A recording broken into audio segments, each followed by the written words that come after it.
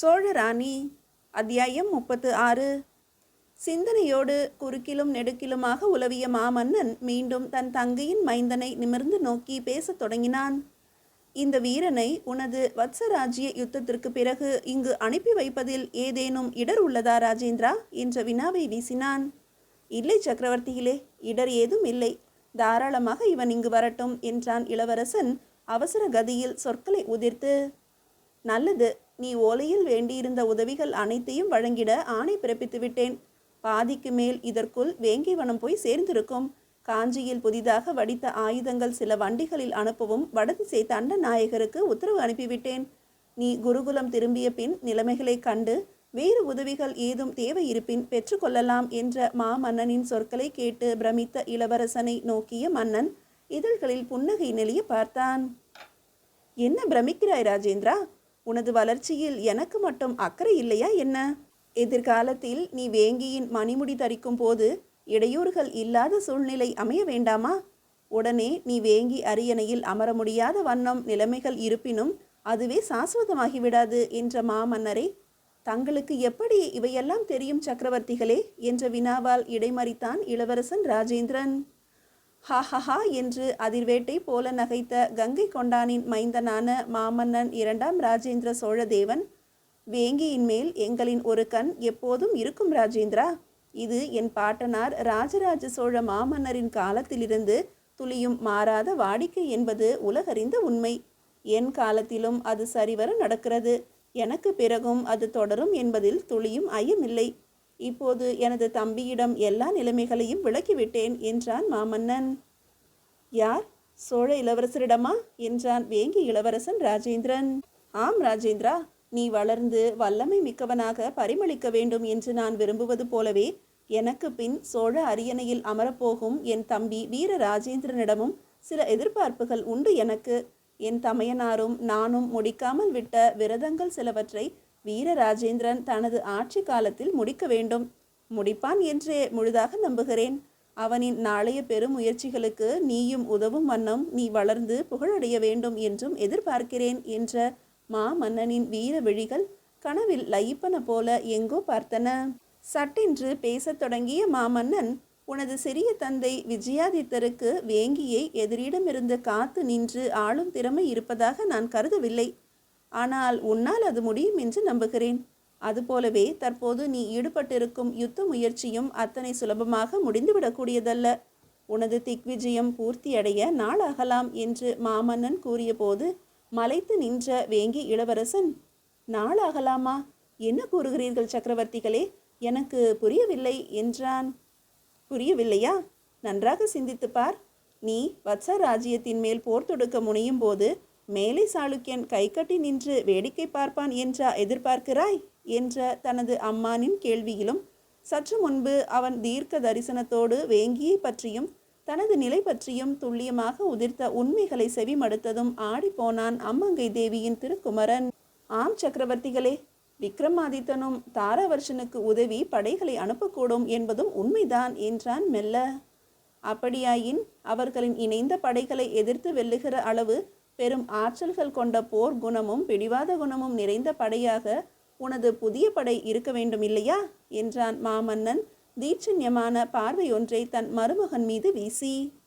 ஆம், மெய்தான் சக்கரவர்த்திகளே, எனது படைகள் என்று சிறிதே தயங்கிய இளவரசனை ஒரு கரத்தால் சைகை செய்து இரு என்பது போல நிறுத்திய மாமன்னன் பேசினான். வேங்கியின் பல இடங்களில் கடந்த வாரம் வரை ஏறக்குறைய 25,000 வீரர்கள் இடையராது பயிற்சி பெறுகிறார்கள். நான் அனுப்பும் புரவிகளோடு துணை வரும் சில 100 வீரர்கள், துணைப்படை தலைவர்கள் 10 நீ புதிதாக வாங்கியிருக்கும் புரவிகள் 800, இன்னும் சில 100 புரவிகளையும் சில திங்களில் அந்த பெருவணிகர்கள் அனுப்பக்கூடும். நான் அனுப்பும் யானைகளும் மல்லர்களும் இவை தவிர நீ வேங்கி திரும்புவதற்குள் சேரக்கூடிய வீரர்கள் இவ்வளவுதானே உன் படைபலம் என்ற மாமன்னனின் சொற்களில் விதிர் விதிர்த்து போய் நின்று விட்டான் இளவரசன். இத்தனை துல்லியமாக தனது அம்மானுக்கு எப்படி விவரங்கள் புரிந்தன என்பது புரியாமல் நின்றிருந்த இளவரசனை போலவே மெய்க்காவல் வீரன் இளங்கோவும் அசைவற்று சிலை போல நின்றிருந்தான். இன்னும் சிலவற்றையும் விட்டுவிட்டேன். உனது தந்தையார் வேங்கி மன்னர் தர இருக்கும் சில 1000 வீரர்களும் சில 100 புரவிகளும் யானைகளும் கூட உன் படையில் இணைந்து கொள்ளும், சரிதானே என்றான் மாமன்னர் மீண்டும் புன்னகை ஒன்றை நெளியவிட்டு, ஆனால் ஒன்று மட்டும் ராஜேந்திரா, படைகளின் எண்ணிக்கையும் அளவு மட்டுமே வெற்றி தோல்விகளை நிர்ணயிப்பதில்லை. வியூகம் வகுக்கும் வல்லமையும் அவ்வப்போது உடனுக்குடன் வியூகங்களை மாற்றியமைக்கும் திறனும், புயல் வேகத்தில் தாக்கி எதிரிகளின் வியூக அமைப்புகளை பிளக்கும் உத்திகளும், எதிரிகளின் பலத்தை எடை போடும் ராஜதந்திர சமயோஜிதங்களும், தாக்குதலில் போரிடும் முறைகளில் அசாத்திய பயிற்சிகளையும் கொண்டிருந்தால் சிறிய அளவிலான படை கூட மிக பிரம்மாண்டமான படைகளையும் தோற்கடித்துவிடும். இதையெல்லாம் உன்னை சிறுவனாக எண்ணி கூறவில்லை நான். நாளைய சிறந்த போர் மறவனாக எண்ணி பேசுகிறேன். மன்னிக்க வேண்டும் சக்கரவர்த்திகளே, எனது படைபலம் பற்றி தாங்கள் எப்படி என்ற இளவரசன் தனது அம்மானின் முகத்தை ஆராய்வதை போல பார்த்தான். நான் கூறியதெல்லாம் வெறும் ஊகம்தான் ராஜேந்திரா. நீ வேங்கை வனத்திலிருந்து புறப்படும் வரை திரண்ட படை வீரர்கள் சுமார் 18,000 பேர். அதன் பிறகு இதுவரை 6 அல்லது 7,000 வீரர்கள் வரை பயிற்சி முகாம்களில் சேர்ந்திருக்கக்கூடும். நான் அறிந்திருப்பது போல மேலை சாளுக்கியனும் உனது படை திரட்டும் முயற்சிகளை அறிந்திருக்கக்கூடும். தொடக்க நாட்களில் அவன் அறிந்திருக்கவில்லை என்றாலும் சோழ சாம்ராஜ்யத்திலிருந்து புறவிகளும் ஆயுத வண்டிகளும் சிறு சிறு பிரிவுகளாக யானைகளும் உணவு தானிய பொதிகள் ஏற்றப்பட்ட வண்டிகளும் அதன் பின் குணதிசை கடற்துறைகளில் வாங்கி அணி அணியாக அனுப்பப்பட்ட புறவி கூட்டங்களும் வேங்கி எல்லைக்குள் சென்றதை நிச்சயம் சாளுக்கிய ஒற்றர்கள் அறிந்திருப்பார்கள். எனவே வேங்கிக்குள் ஏதோ புதிய அசைவுகள் முயற்சிகள் நடப்பதை மேலை சாளுக்கியன் மோபம் பிடித்திருப்பான் என்பதில் சிறிதும் ஐயமில்லை என்ற மாமன்னனின் நீண்ட விளக்கத்தை செவிமடுத்த இளைய வீரர்கள் இருவருமே பிரமிப்பின் உச்சத்தில் உறைந்து போய் நின்றிருந்தனர். இதில் வியப்பதற்கோ பிரமிப்பதற்கோ ஏதும் இல்லை ராஜேந்திரா.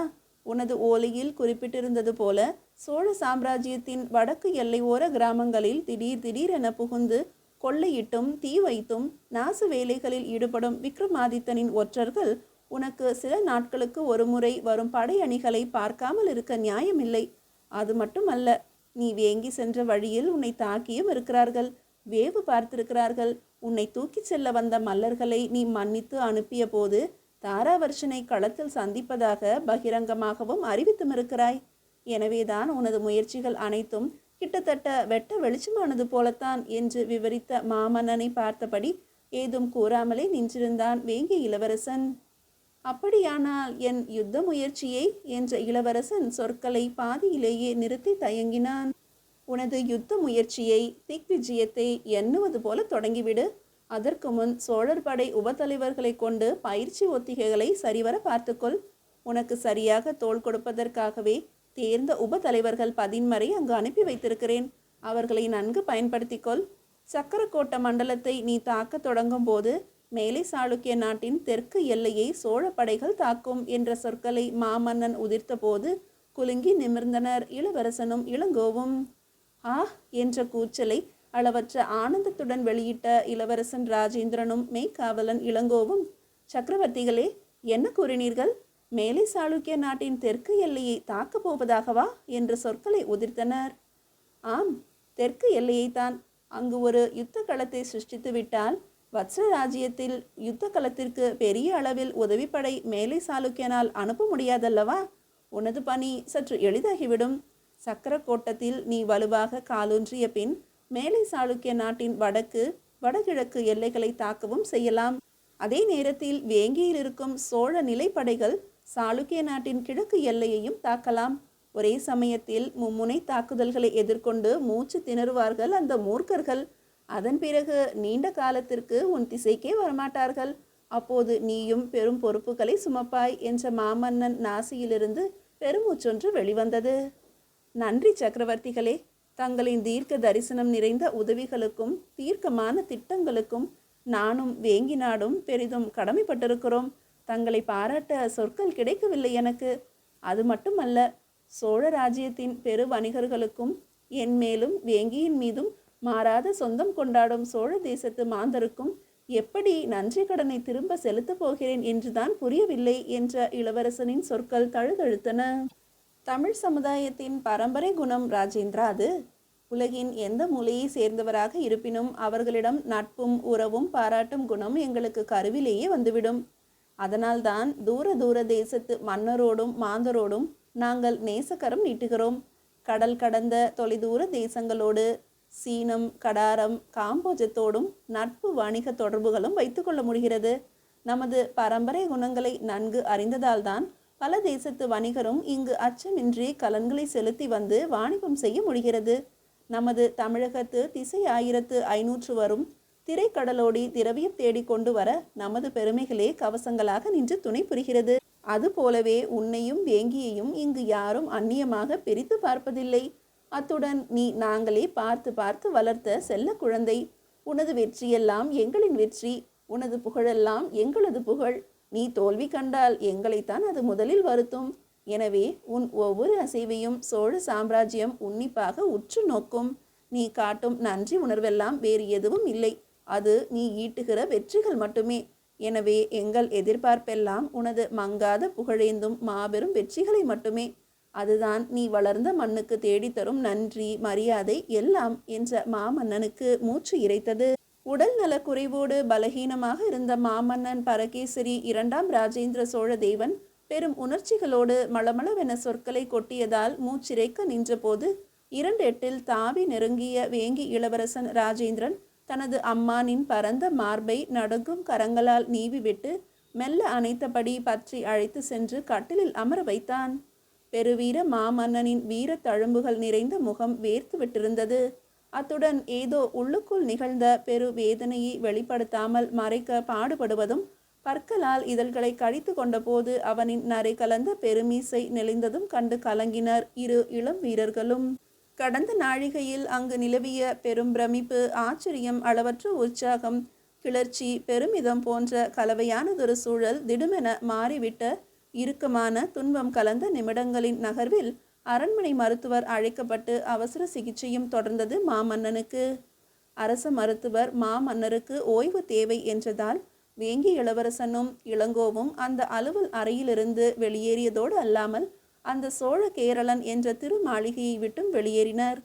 ஒருவருக்கு ஒருவர் ஏதும் பேசி கொள்ளாமலே வெளியேறிய போதுதான் ஆதவன் மறைந்து இரவின் ஆதிக்கம் தொடங்கிவிட்டதையும், வழிநெடுக மாளிகைகளிலும் சாலை ஓரங்களிலும் விளக்குகள் ஏற்றப்படுவதையும் உணரும் ஸ்திதிக்கு வந்தன அவர்களின் மனங்கள். மாமன்னனின் உணர்ச்சிகளையும் ராஜதந்திர திட்டங்களையும் சிறு சிறு விஷயங்களையும் அலசி ஆராய்ந்து அதனதன் உண்மையான பரிமாணங்களை உணர்ந்து கொள்ளும் அவரின் கூர்ந்த பேரறிவு முதிர்ச்சியினையும் தொலைதூர நிகழ்வுகளையும் அவர் துல்லியமாக எடை போட்டு நேரில் காண்பது போல அணுவும் பிறழாது விவரிக்கும் நேர்த்தியும், அவருக்கு உள்ள போர் அனுபவங்களும் ஆற்றல்களும் யூகித்து அறியும் கூர்மதியும், நேற்றைய நினைவுகளையும் நாளைய விளைவுகளையும் கணித்து கூறும் சிந்தனை வளமும் பெருமனமும் தீர்க்க தரிசனமும் தீரமும் திடமும் அவர்களின் இதயங்களில் மாறி மாறி சுழன்று ஆதிக்கம் செலுத்தின. முதலாக சோழ மாமன்னனை மிக நெருக்கத்தில் கண்டு பிரமித்த இளங்கோ, அந்த பிரமிப்பு நீங்கும் முன்பு மாமன்னன் அவன் சிறிதும் எண்ணியிராத பெரும் பரிசாக தன் தமையனார் அளித்த பரிசு ஆரத்தை வழங்கி உற்சாகமூட்டியதோடு, பொறுப்பான பதவியை ஏற்க வத்சராஜ்ய யுத்தம் முடிந்தவுடன் அவனை தலைநகர் கங்காபுரிக்கு திரும்பி வர உத்தரவிட்டதும் அறவே சிந்தனை மறந்த நிலைக்கு மாறிவிட்ட இளங்கோ, மாமன்னன் தொடர்ந்து யுத்த முஸ்தீப்புகள் பற்றி நீண்ட அறிவுரைகளையும் திட்டங்களையும் உணர்ச்சியோடு வெளியிட்ட போது மூச்சு திணற குன்றி போய் அவசர சிகிச்சைக்கு ஆட்பட்டதால் ஒரேடியாக அதிர்ந்து போய் பெரும் குழப்பத்துடன் இளவரசனோடு நடந்தான். சிறு தொலைவு கடந்த பிறகு மெல்ல புறவியில் ஏறினர் இருவரும். மனத்தை கனத்த துன்பம் தாக்கியதால் பெரும் சோகத்தோடு புறவியை மெல்ல நடக்கவிட்ட இளவரசன் தன்னுடன் புறவி ஏறிய இளங்கோவை தவிர மெய்காவலுக்காக தொடர முயன்ற வேறு 2 வீரர்களையும் வேண்டாம் என்று சைகை செய்து தடுத்து விட்டவன் தன் புறவியை இலக்கின்றி தலைநகரின் பல வீதிகளிலும் செலுத்தினான். விழிகள் புற உலகத்தை காணும் ஸ்திதியை இழந்திருந்ததால் எங்கோ பார்வையை நிலைக்க விட்டவாறு சென்றான் இளவரசன். பக்கவாட்டில் பயணித்த இளங்கோ மட்டுமே சிறிது பாதையில் விழிப்புடன் இருந்தான். அவன் மனம் தான் ஆடாவிட்டாலும் தசையாடும் என்று தமிழகத்தின் தொன்மையான பழமொழியை எண்ணி வியந்தது. அம்மானின் சுகவீனத்தை கண்ட இளவரசன் ஒரேடியாக செயல் மறந்து போய்விட்டதை எண்ணியதும் அவன் இதயம் யாருக்கும் அது இயல்புதானே என்றும் நினைத்து சமாதானமும் செய்து கொண்டான் தனக்குள். தலைநகரின் இரவு நேர அங்காடிகளில் அந்த முன்னிரவு வேளையில் மாந்தரின் கூட்டம் மொய்த்திருந்தது. பல நாடுகளிலிருந்து இறக்குமதி செய்யப்பட்ட பண்டங்களும் பாண்டிய மண்டலத்தின் கடற்துறைகளிலிருந்து கொண்டு வந்து விற்கப்பட்ட பல வகையான முத்துக்கள் விற்கும் அங்காடிகளிலும் ஏராளமான பெண்களின் கூட்டமும் சூழ்ந்து நின்றதால் பல வகை கூச்சலும் சந்தடிகளும் அங்கே மிகுந்திருந்தன. எதையும் கவனிக்கும் நிலையை இழந்திருந்த இளவரசன் தன் போக்கில் வணிக வீதிகளை கடந்து குணதிசையில் புறவியை நடக்க விட்டான். அவன் தாய்வழி பாட்டன் கங்கை கொண்ட சோழன் கலை உணர்ச்சியோடு எழுப்பிய கங்கை கொண்ட சோழீஸ்வரர் ஆலய முகப்பை அடைந்தபோது பழக்கத்தின் காரணமாக அவன் கரிய புறவி தட்டென்று நடப்பதை நிறுத்தியதும் சிறிதே உன்மத்த நிலை மாறி உலகை கண்ட இளவரசன் விதியே தன்னை ஈசனின் திருக்கோயிலுக்கு நடத்தி வந்திருப்பதாக எண்ணி புறவியிலிருந்து குதித்து இறங்கினான். இறங்கி நின்ற இடத்திலிருந்து அந்த பிரசித்தி பெற்ற ஆலயத்தின் கோபுர கலசத்தை அவன் விழிகள் கண்டு மானசீகமாக வணங்கின. அதே கணத்தில் அனிச்சையாய் அவன் இதயம் தன் பாட்டனையும் எண்ணி வணங்கியது. மெல்ல ஆலய வளாகத்துக்குள் அவன் கால்கள் நடந்தபோது இளங்கோவும் பின்தொடர்ந்தான். அந்த வேளையில் ஆலயத்துக்குள்ளிருந்து வெளியிலும் வெளியிலிருந்து உள்ளேயும் பலர் சென்று திரும்பிய வண்ணம் இருந்தனர். தேவார திருவாசக பன்னொலியும் தெஞ்சலில் மிதந்து வந்தன. மற்ற நேரமாக இருந்திருந்தால் கலை ரசனை மிகுந்த இளவரசன் மெய்மறந்து ரசித்திருப்பான். அப்போதிருந்த துன்பமான மனநிலையில் ரசிக்க மனமின்றி முகப்பின் உயர்ந்த படிகளில் ஏறிய இளவரசன் அப்படியே திகைத்து நின்றான். எதிரே ஆலயத்துக்குள்ளிருந்து படி இறங்கிய உருவத்தை கண்டு படியில் அடி வைத்த உருவமும் திடுக்கிட்டு விழிகள் விரிய கண்டு நானாவித சலனங்களை சங்கேதங்களை காட்டி அசையாமல் சில கணங்கள் நின்று சட்டென்று சிறிது நகர்ந்து தலை குனிந்தவாறு படியிறங்கி சென்றது. அடுத்த சில நிமிடங்களில் ஆலய வளாகத்துள்ளிருந்து அழகிய சிறு தேர் ஒன்றும் நகர்ந்து வெளியேறியது. மீதியை அடுத்த அத்தியாயத்தில் காணலாம்.